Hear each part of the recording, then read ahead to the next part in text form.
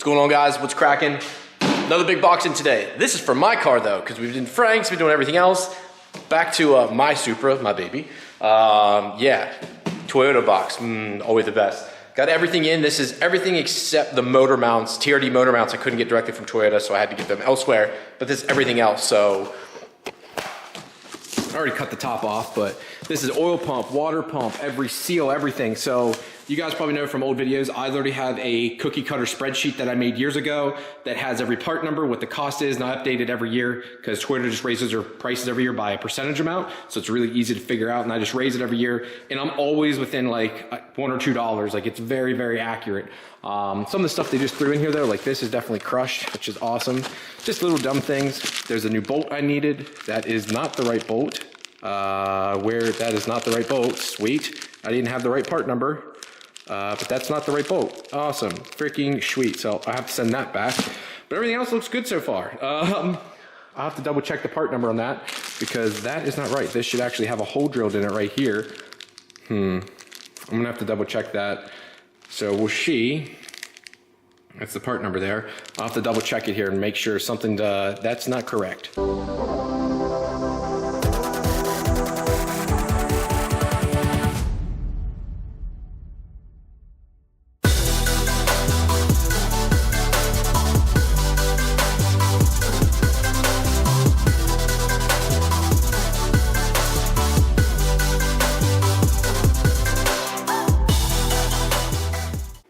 All right, guys, so everything's laid out. Again, I think I got everything right, actually. I was incorrect about the sensor. I had it right, my brain said otherwise, so I actually just had to call my buddy Tony to remind him. I think I sent him the wrong part number of the OEM 98 sensor, so there's some weird stuff. So like 93 through 96 have a crank sensor part number. 97 up to early 98 have their own part number, and then late 98, they changed it until the car ended out. Super freaking weird. Never seen that before, but that is all for the 12 tooth sensor. This is for the 32 and 2 sensor, right? This is for the 36 and 2 sensor. This is the part number that you'll need. Yes, that is correct. The crank sensor is different. Now, cam sensors are all the same across the board. For the GTE, they're all the same across the board. So that's okay. It's just the crank sensor. So again, that's the part number you'll need. Here's a head gasket part number. See it right there. This is pretty generic also, whether you have GT or GE, the same. This is for the brake booster. So the brake booster over there, I had to take the master cylinder off. So this is for the master cylinder, the brake booster. I don't know if it's 100% necessary, but I'm gonna do it. I thought that I needed this water pump seal. It was only a couple pennies or bucks or whatever, but I only bought a front half of the pump because the rear half, I have welded shut and stuff, and I didn't need the both. So it saves you like $120 by just buying the front half. I didn't realize it comes with a gasket. So didn't need that. So I guess I have an extra gasket now, but it was a couple pennies, so I'll just hold on to it and use this one since it's already out of the packaging. This is your valve covers. These are the non-VVTi. Just the intake side is different. So one is exhaust side and one is the intake side. But for this, there's the part number and part number. I'm not sure which is which off the top of my head, but I do know for the intake side of a VVTi, the part number is different as it's shorter. Here we have the rear main seal and then the retainer for the rear main seal. You don't need to buy a retainer. Most people use them. I bought a new one because one, it was cheap. Mine was all crusty and it's much easier to put this on. Outside the car, put this in there. It just is easier. I got a new lip surface. Again, with all the money I'm putting into it, I want to do it once. I'm going to keep the old one just in case someone has an issue. They crack theirs. I have it on the shelf, but I wanted to buy a new retainer just for this build. Front cam seals. I always use new OEM. What is this seal? What is this for? Seal tape. What is that for? Oh, duh. I'm an idiot. That's the, oil pump seal. Then this is for the oil filter seal. I believe this one, again, some of these are just rubber seals. Now you could just use any rubber seal. So I have a kit I could probably use, but when it comes to this stuff, again, it's so cheap. I'm buying such big order.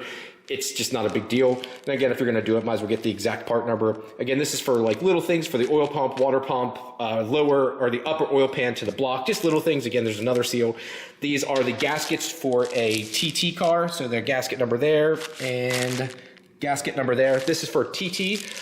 If you have a NA, this will not work. Here is the oil pickup gasket. These are just some the little covers that go inside the Supra, so I use these a lot. And I was like, I'll put this on my order again. With shipping and everything else, might as well put it in there. So that's the part numbers for the little plastic covers. Everyone thinks you can't buy these new still, but you can. So I just keep them in stock. Again, crank sensor, there's that. Toyota FIPG, because, you know, I only use what Toyota would use. This is for your dampening or your tensioner. Again, you can buy this from AutoZone. Again, I just bought it from Toyota, but there's the part number for it. Timing belt, don't mess around with that. Always use an OE timing belt. I know some guys prefer Gates and everything else. But when I saw the fastest drag cars out there using OEM, I'm like, yep, sticking with OE. Again, water pump gasket that I didn't need. Thermostat right there. And then over here is the oil pump. And I always see shops saying like, hey, we can't get these in yet. They're back ordered. I've done I don't know how many cars for myself, for friends, whatever. I don't know why, but I've never had this problem. And even times where guys say like, yeah, you can't get them right now. I'm always able to get them. So either I'm the luckiest guy on earth or these shops aren't stocking the right part number. So that's the part number you need for the GTE oil pump. There is a difference between GE and GTE. You guys need to know when you're doing this too. You have to realize when you start swapping engines into these NA chassis and stuff that, like, you know, your VIN code doesn't match up what Toyota's going to think you need. So a lot of this stuff is different. It's the same, but there is little differences that do matter, and that needs to be recognized. If you're fortunate enough to have a real TT car, it gets a lot easier because you can use your VIN number, go to Toyota, like, look, I need this sensor, I need this bolt, I need yada, yada, yada. And they're like, yep, I can look up VIN, I know you need this. But when it comes to, say, my wife's car, which is really complicated, because it is a GTE engine, but variable valve timing, which is never even sold in the US. So a lot of the parts don't match up here. Now, I am lucky that a lot of the VVTi stuff is the same. So the crank geared stuff, the sensor and stuff I get US, but I have to use it from a Lexus, like an IS300, SC300, GS300 late model, because the early models are different. Again, so much stuff goes with this. I know I'm rambling on, but I'm trying to explain to you guys, there's a lot to it, and it's very easy to mess up. Another example of that is the water pump. A GE water pump is different from a GTE water pump. The way the neck and stuff comes out, it's just different. So the water pump, let me say that again. I think the water pump itself is the same. It's the neck that comes out of it's different, and the way the piece attaches to it. Nope, I'm wrong. It is GTE pumps are different because it actually bolts to it. So yeah, I have it right. So this is different from a GE water pump. Again, oil pump's different, just little things that are, and it took me a while, and that's why I have a spreadsheet now that has all the information on it to try and make it as easy as possible. The only thing I did screw up on though is this. So I got to check the part number and make sure this is right, but I was looking for the oil bolt that has a hole already through it. So if I was just going to buy a new one. You can always drill and tap it. It's not a big deal. But I was like, well, if I can buy one new, I'm just going to do that. So going to see what the deal is with this because I don't really need this now. It's kind of useless to me, and figure out why that's not right. I'm like 99% sure I looked it up and had the right part number. So I want to see what happened here. So this guy here goes in between here and here. Now, I think you could probably crank it down. This would be fine. But again, it's one of those things. I'd rather just put it on, keep dirt and debris out of there if possible. That's just my thing. So I'm going to take that other nut off, put this on, crank it down, and then that's going to allow me to start bleeding the brake system because that needs to be done. I want to go ahead and get that bled. The only reason I took it apart was for the brake booster, but I can go ahead and start bleeding the whole system, have that done at least and knocked out, and then start working on some other things. All right, guys, as you can see here, this then goes like so. Give us a little seal. Oops, not too much of an angle. There we go. Again, is this necessary? I don't really know, but I'm going to put it on there just to be safe. So then this goes back on like this and bolts on. Again, it does kind of suck because now you see that brown part, and it does on my wife's too, but again, rather safe than sorry. All right, guys, so what I'm doing up here first is, well, if you saw the parts and stuff, but here's the back housing. So let me show you this. So again, here's the gasket goes in between. Here's the back housing I had. You see I had it welded shut. Some guys drill and tap it. I weld stuff. I shouldn't say I weld, I pay someone. And you're probably like, Ryan, why would you do it? Why don't you just drill and tap? This like pretty much definitely ensures that shit's not going to leak, burst, do whatever. I just don't want to deal with it. I don't want to deal with any leaks, any problems. I don't want to do it. So I'll just have my friend weld them shut, do the same thing to the heads.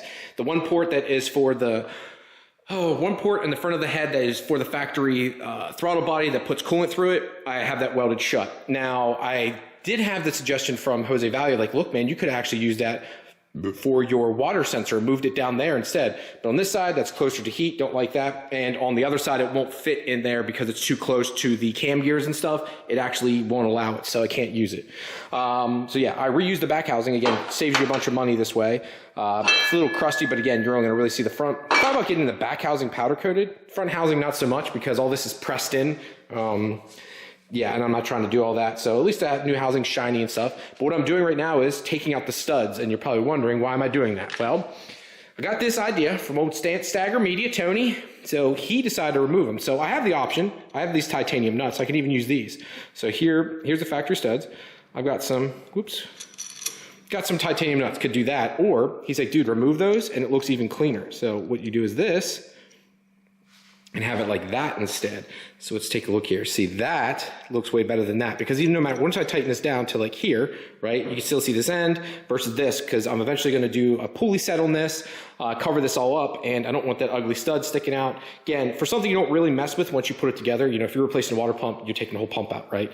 So I just like doing this now. So I'm going ahead and removing all the studs, and then I'm gonna put these titanium bolts in there to hold it all together. Thought this was pretty cool. Again, thank you, Tony, that was a great idea. Forgot to show you the part number 2. That's the water pump cover for the front, I shouldn't say cover, but the front part of the water pump. If you guys want to get that, again, it comes with the gasket. Take you back over here. I actually just had to change the oil in my wife's and my personal Corolla, but this is all bolted back together now. Again, I've got to do the setup there like I did on my wife's for the AN fittings. Some people love it or they hate it. When it comes to this, it's like, it's one or the other. You don't get to pick. So that's the AN setup. Some people love it. Some people like say it's stupid. Whatever. So my understanding is too, you can take a brake booster and flip it upside down, but you have to modify the firewall slightly. I just could not justify modifying the firewall for this aesthetic. It just, I get it will look better because it'll be down there, but eventually I'd like to get rid of the brake booster. I'm waiting for my buddy, James Walsh. He's got a beautiful blue Supra. If I got a picture, I'm gonna post up here. This car is absolutely gorgeous. Guy's super nice too. He did a manual rack and a manual brake booster, and I'm really looking forward to him getting the car down, trying to drive it to see how it feels. Hopefully he'll be at the Supra meet this year. Again, so boosters all back together, got everything tightened up. One thing I did forget though, and this sucks, I just put the parts back in the car, my personal Corolla, is I can't get the lug nuts off the rear of this. So the tool that I had split, and I can't find another keyway. So I need to get the rear wheels off because I gotta bleed the system. Now, all I did was disconnect it there, and the fluid should be okay. But when you do something like this, I don't personally like to take any chances. I want to bleed the entire system front to back. Someone else might be saying that, you know, that's completely unnecessary. You don't need to do this, that, blah, blah, blah, blah, blah. I don't care. I don't want to take any chances when it comes to my brakes. I'm really weird about it. So yeah, just going to bleed the whole system. So I got to wait to get that so I can get the rear brakes or rear wheels off. Now that you guys seen the water pump stuff, what I want to show you next is, and I want this to be part of the series so you guys know, and I'm hopefully putting the title. So that's why my videos don't get a lot of views, but I'm trying to make them educational, right? So it helps somebody. I'm going to do the front main seal and then the rear main seal of a 2JZ. So if you guys seen previous videos, I've done this before. This is nothing new, but I've never labeled it properly for you guys to see it. So when it's searched, it's a little bit harder to find. So what we're gonna start off with, this is a 2JZ GTE oil pump. This works for any GT engine or any GE if you wanna swap it to a GT setup, which means it has a crank sensor. Now, I'm not gonna go to a ton of information just because of the fact that's something we're focused on here today. But what I do wanna divulge and share with you is part numbers. So for an oil pump, part number for GTE oil pump, that's the part number for the oil pump. And here is the part number for the front main seal. So here's the front main seal. Now for this, when I do this, I just lay it in like so, and I use no oil or grease. And I've never done this, okay? I'm not sure if it does show in the book. I can't remember off the top of my head, but I've never done this. And the reason behind this is, think about this. You know, you've heard about guys having leaks. Now, I think it's other things causing it when they're shipping their oil pumps and other things of that nature. I personally think by keeping it dry like that and then pressing it in, it keeps a nice tight seal, right? It doesn't allow it to push out or press out that seal.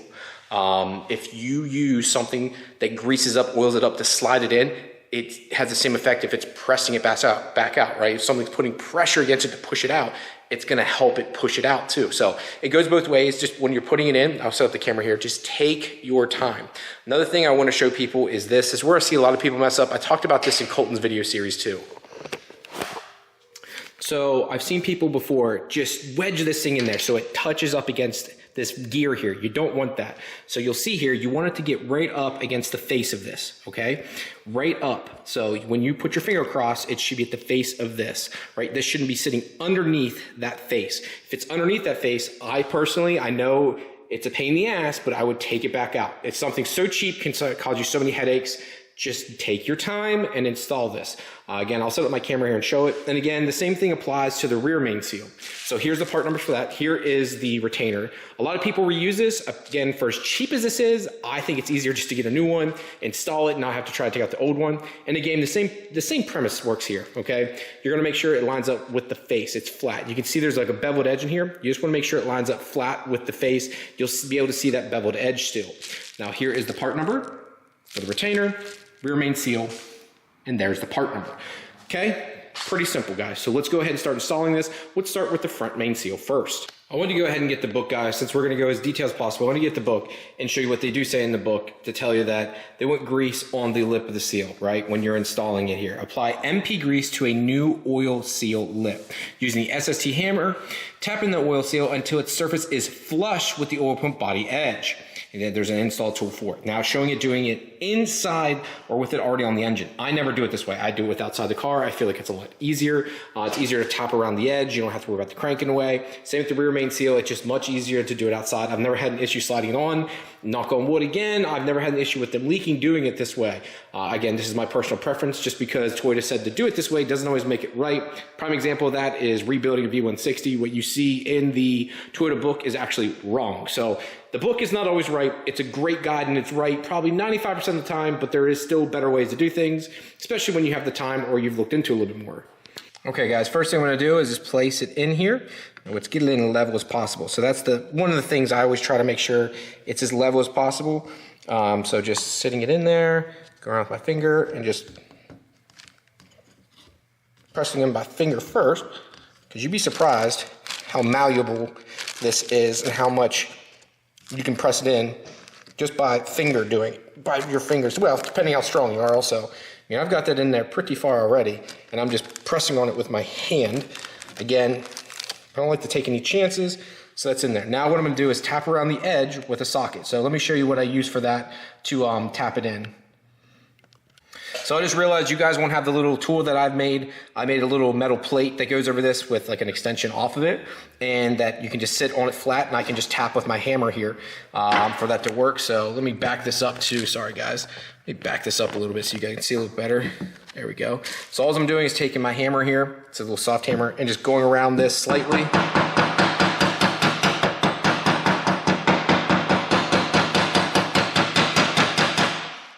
Pressing that in slowly. So again, you want to make sure it never gets down to that edge and just gets flush with it, and that's it.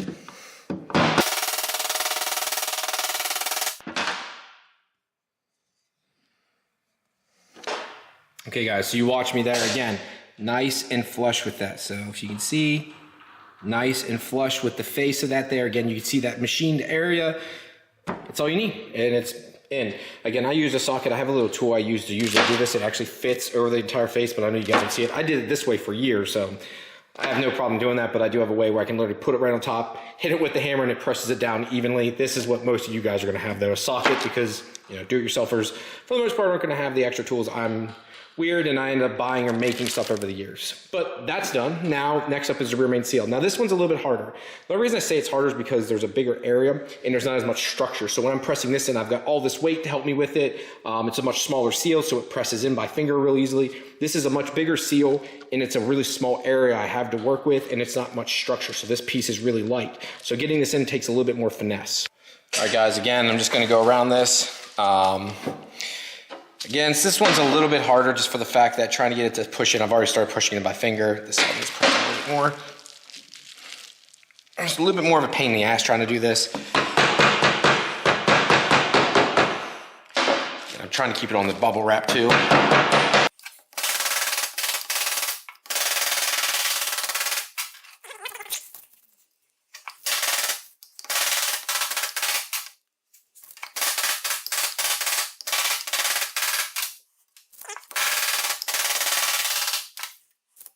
All All right, guys, and now that seal is in. It took me a little bit longer with this, and I do use a socket when I do this. That I have a little tool. For the rear, I actually use a socket still. There's another tool for it. Actually, the rest feels good. Right here is like perfect. I feel like I have just a bit of an edge. I want to go around just a little bit more. I want it to sit down just a smidge more. It's not in there perfect. So I might go around just a smidge more. I can just feel it just a little slightly above, and I don't like that. I want to go down just a little bit more. But it should be good. Again, you can see it's in there pretty darn close, but I can just feel it there. Again, because it's out, it's one of those things, might as well make it perfect. Do it once, do it right. But that's it, guys. Super, super simple. I just wanted to show you that. This way you know how to do it for yourself when you put your engine together. Hopefully I have that soon.